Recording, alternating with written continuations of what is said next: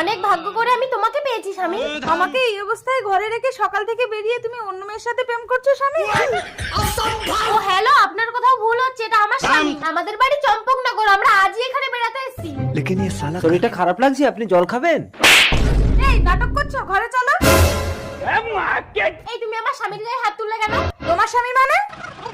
তোমার দুটো তিল আছে তো? হ্যাঁ তিল আছে, কিন্তু তুমি জানলে কি করে? আমি বলছি এর আসল রহস্য। স্বামী তোরা 100 বছর পেছনে চলে এসেছিস। 100 বছর পেছনে মানে? দাঁড়া, তোদের সব মনে পড়ে যাবে। স্বামী দেখো, এক ফকির বাবা আমাকে অমর ফল দিয়ে গেছে। এই ফলটা খেলে আমরা 100 বছর পিছনে চলে যাব।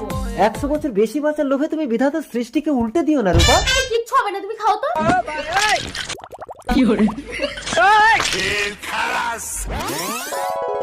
রূপা তোর পরের জন্মের স্ত্রী, এখন তুই আগের জন্মে চলে এসেছিস। এ জন্মে চম্পা তোর স্ত্রী। রূপাকে তুই ছেড়ে দে।